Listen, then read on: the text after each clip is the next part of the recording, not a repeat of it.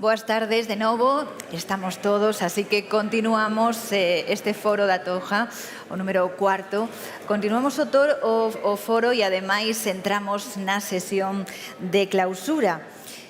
Autoridades, poñentes, señoras e señores, a todos os que nos seguen tamén a través da segunda canle da Televisión de Galicia, benvidos de novo. Han sido 3 días intensos en los que hemos contado con voces expertas al más alto nivel para dialogar y poner sobre la mesa reflexiones y análisis sobre los temas que nos preocupan. Por supuesto, la guerra entre Rusia y Ucrania ha sido el centro de este cuarto foro. El nuevo escenario geoestratégico, las prioridades de defensa y políticas en Europa, la energía, la inflación. En todos esos escenarios se ha evidenciado la necesidad de avanzar desde la multilateralidad y la cooperación.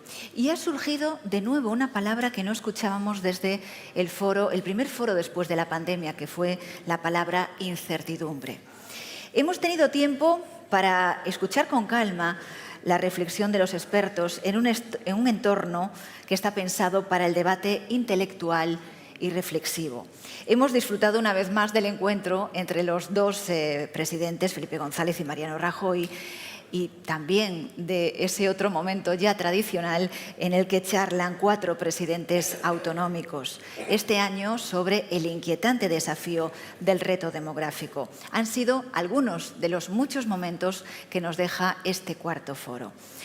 En 4 años de foro, con una pandemia y una guerra en Europa, si algo hemos aprendido es sin duda que los acontecimientos pueden ponernos contra las cuerdas y que solo entre todos y con diálogo se puede superar situaciones tan extremas.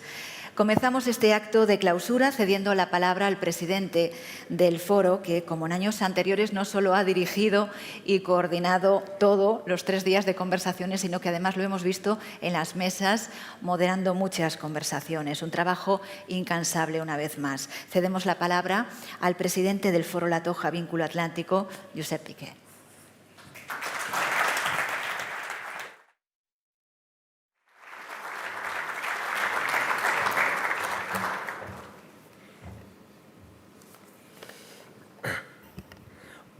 Buenos días, señor presidente de la Xunta, señor, por aquí, alto representante, señor secretario general iberoamericano, señora presidenta de la Comunidad de Navarra, señores y señores, queridos amigos y amigas. Estamos ya efectivamente terminando la 4ª edición de este foro, una iniciativa que se puso en marcha en el año 19, gracias a la generosidad y al impulso del Grupo Tusa y de su presidente, de Amancio López, que son los propietarios y los gestores del histórico e impresionante Gran Hotel La Toja, que se inauguró hace nada menos que 115 años. De ahí surgieron otras iniciativas, como el casino o el golf de La Toja, e incluso un afamado jabón ampliamente reconocido y que recibe su nombre de este maravilloso lugar de la Illa da Toxa, en Galicia. Quiero dar las gracias, que además son muy profundas y sinceras, a la Casa Real y desde luego a Su Majestad el Rey de España, a la Presidencia del Gobierno, en la persona de su presidente, y a la Xunta de Galicia, en la persona y también de su nuevo presidente, que nos han honrado con su presencia en todas las ediciones.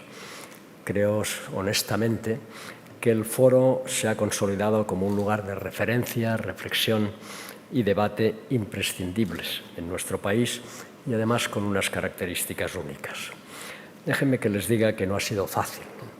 Hemos tenido que hacerlo en las 2 ediciones anteriores, en plena pandemia del COVID-19, durante la cual tomamos la arriesgada decisión de mantenerlo a pesar de las restricciones a la presencialidad y a la movilidad. Hoy la pandemia no se ha superado aún, aunque sus efectos son mucho más leves. El propio presidente del Gobierno, que nos tenía hoy que acompañar, se ha visto afectado y, en cualquier caso, y también se lo agradecemos, nos manda una intervención que veremos a continuación. quiero transmitirle mis mejores deseos y creo que de todos de mejora rápida y que pueda recuperar cuanto antes su plena actividad. Lo cierto es que estamos muy satisfechos con el desarrollo de esta cuarta edición. El nivel, la altura intelectual y el intercambio de ideas en las mesas de debate ha sido francamente excepcional. Y todos hemos aprendido muchísimo y tenemos mejor criterio sobre los problemas que tenemos que afrontar. También es cierto que ello nos anima a seguir mejorando. En ediciones anteriores comprobamos, por ejemplo, que teníamos que profundizar en el imprescindible equilibrio de género. Así lo hemos hecho razonablemente en lo que nos corresponde a los organizadores, que es en la composición de las mesas de debate, incluida la última, que por cierto ha sido excelente, pero la previsión, como muchos de ustedes saben, es que vinieran las dos ministras de Defensa, tanto de Alemania como de España. Por razones de agenda que todos conocemos, hay una cumbre bilateral muy importante, particularmente en temas de defensa y de seguridad, la semana que viene en Galicia, pues han delegado, y lo cierto es que lo han hecho muy bien, en otras dos personas, ¿no?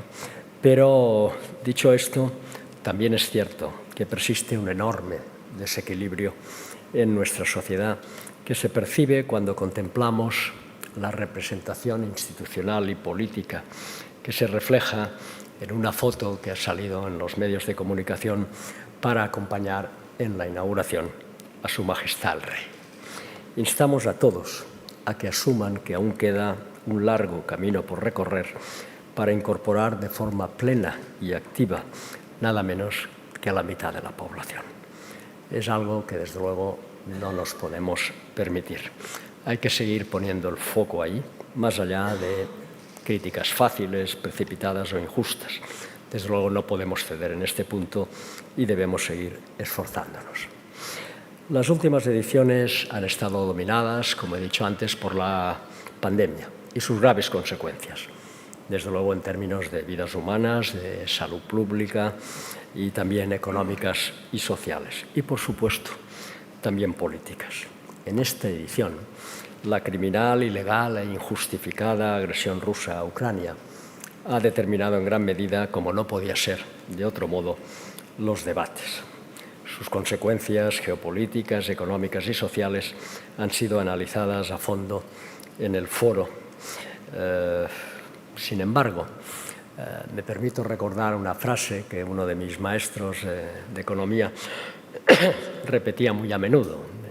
Él decía, si quieres ser un buen economista, tienes que saber teoría económica, algo que parece lógico, tienes que saber leer estadísticas, pero tienes también que saber historia y, por lo tanto, saber trascender los momentos coyunturales y ver las cosas con la perspectiva suficiente. Digo esto porque todos estamos muy impactados por la pandemia o por la guerra, pero ha habido muchas pandemias en la historia de la humanidad y algunas muy recientes. No han afectado a Europa o al mundo occidental, pero sí al continente asiático o al continente africano. La novedad es que después de algo más de 100 años, desde la mal llamada gripe española del año 18, pues ahora hemos visto que una pandemia también nos puede afectar y de qué manera. Y lamentablemente la historia de la humanidad es la historia de las guerras. Siempre las ha habido y lamentablemente las volverá a haber. Y debemos, asumiendo la gravedad de todo lo que está sucediendo, debemos trascender la inmediatez para fijarnos en las grandes tendencias, que además las hemos analizado aquí, en el marco de estos episodios que hoy nos afectan, pero que vienen de antes de los mismos, nos están afectando durante los mismos y que desde luego nos van a seguir marcando nuestras vidas después de que se cierre definitivamente la pandemia o después de que, y esperemos que sea cuanto antes, acabe la guerra en Ucrania. ¿Cuáles son esas grandes macrotendencias? Bueno, pues hemos hablado aquí de ello, ¿no? Desde luego, la evolución demográfica y la urbanización de la población. Y ese es un tema de una trascendencia absolutamente fundamental. Siempre hablamos de la caída natalidad y del envejecimiento de la población en Europa, desde luego también en Japón o en Corea, pero es uno de los problemas más graves y profundos que tiene, por ejemplo, ya China. Y eso va a ir afectando a la práctica totalidad del planeta, de tal manera que llegaremos a un pico en torno a 9.200 millones de habitantes a mediados de este siglo, pero después empezaremos a declinar, con una excepción, que es el continente africano, que sigue teniendo una evolución demográfica enormemente dinámica y que hay que tener muy en cuenta, porque eso evidentemente tiene su impacto en los flujos migratorios y en una recomposición de la distribución de la producción y de la riqueza en el conjunto. Más allá de la demografía, no voy a insistir, simplemente les doy el título, ¿no? La revolución digital viene de antes. Esta misma mañana hemos hablado de cómo nos afecta hoy y, sobre todo, de cómo nos va a afectar en el futuro. Se ha hablado de la transición energética y medioambiental. Ya hablábamos antes de ello. Seguimos hablando ahora de ello. Hay un claro acuerdo sobre el qué queremos, pero evidentemente hay debate en cómo lo hacemos y cuándo lo hacemos. Se ha hablado también de la globalización. Es otra de las grandes macrotendencias, con todos los matices que se han reflejado en una sesión de esta mañana, con la intervención del gobernador del Banco de España y de otros especialistas. Y finalmente hay otra gran macrotendencia, que es el desplazamiento del centro de gravedad del planeta irreversible desde el Atlántico al Indo-Pacífico. Todo eso, insisto, está ahí, ¿no? Pero evidentemente también debemos afrontar, como se decía esta mañana, el corto plazo, saber gestionarlo sin perder la perspectiva estratégica. Y por eso hemos debatido sobre la necesidad de diversificar las fuentes energéticas y no energéticas, repensar la localización productiva, así como la necesidad de acompasar eficiencia con seguridad. Y sobre todo también la necesidad de una política económica que haga compatible lo que hay que hacer con la minimización del dolor social, especialmente sobre los más afectados. Nunca hay que sacrificar el rigor, la seriedad y la coherencia en la política económica. No son momentos ni para la improvisación, el cortoplacismo o la mera búsqueda de réditos electorales. Se necesita visión estratégica, claridad en los mensajes y buscar amplios consensos que permitan la actualización del contrato social que ha permitido el periodo más largo de paz, prosperidad compartida y competitividad económica. Y que los incrementos imprescindibles de productividad vayan también acompañados de un reparto adecuado de los beneficios. En definitiva, intentar dar certidumbre en un marco de gran incertidumbre. En esa necesidad de buscar consensos, ¿no? Ese mensaje de unidad ante la diversidad es quizás el hilo conductor que identifica los debates que hemos mantenido en estos 3 días.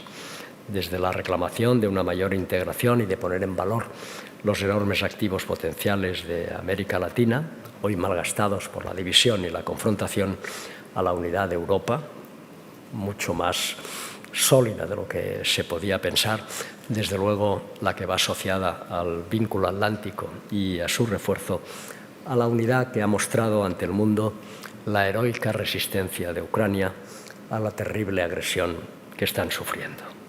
Una agresión que pone de relieve la firme voluntad de luchar por la independencia de su país y por su soberanía para elegir libremente su destino, sin injerencias externas.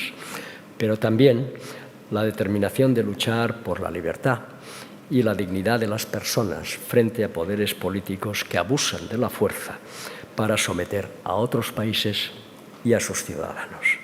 Por ello, su lucha es también por todos los que creemos en los valores de la democracia liberal y de la sociedad abierta. Y de ahí la determinación inequívoca de ayudarles en ese desafío con todos los medios posibles y procurando al mismo tiempo evitar una escalada de consecuencias imprevisibles. El otorgamiento del Premio del Foro al pueblo ucraniano, de manos de Su Majestad el Rey, que recibió en nombre del pueblo ucraniano su embajador en España, quiere ser una muestra de nuestro apoyo y solidaridad. Y nos permitió además escuchar en directo al ministro de Asuntos Exteriores ucraniano, en conversación con nuestro ministro de Asuntos Exteriores. Debo decirles que oírle fue para mí emocionante y creo que nos interpeló a todos a estar a la altura de las circunstancias. Luego escucharemos con mucha atención al alto representante, pero quiero anticiparle nuestro reconocimiento por su incansable labor y por hablar con firmeza y claridad. Nos sentimos representados en su tarea. Antes hemos escuchado también hablar sobre el refuerzo del vínculo atlántico, un ejemplo más de la derrota geopolítica en todos los frentes del líder ruso Putin. Nunca hay que ceder ante el chantaje de los tiranos y asumir, por lo tanto, los sacrificios que se derivan de luchar por la libertad. Ese valor de la unión también lo hemos visto en la oferta de pactos que se han producido desde el líder de la oposición al conversatorio entre dos expresidentes del Gobierno o en la sesión de ayer por la tarde entre presidentes autonómicos. Es reconfortante ver cómo personas de diferente adscripción política, unos desde la distancia que supone no estar ya de forma activa en ella, y otros desde la inmediatez de los problemas y la cercanía a los ciudadanos, pueden, desde la lógica y legítima discrepancia democrática, estar de acuerdo en lo básico, tanto en el diagnóstico como en la necesidad de dialogar, intercambiar ideas y criterios y buscar territorios amplios para el acuerdo en favor de los ciudadanos. El contraste con políticas que buscan la división, el enfrentamiento y que intentan buscar réditos en falsas dicotomías simplistas que nos recuerdan demasiado a los populismos de todo signo, es un contraste evidente. El foro quiere seguir siendo un campo en el que el entendimiento sobre lo básico prime sobre el disenso y el cuestionamiento de las instituciones democráticas y constitucionales.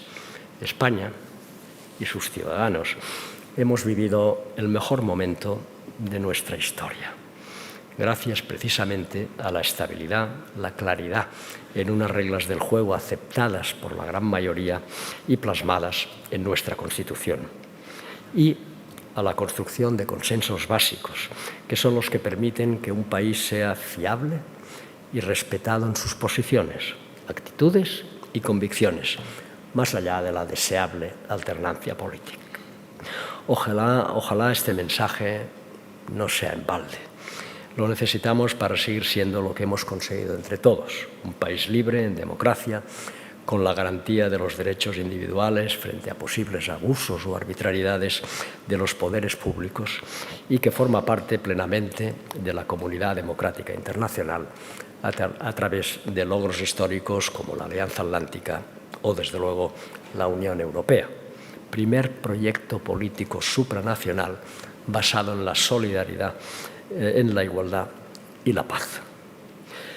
Nunca debemos renunciar a ello y defenderlo con firmeza y convicción. Solo desde esa firmeza en la defensa de nuestros valores vamos a garantizar plenamente todos esos logros que hasta ahora hemos conseguido.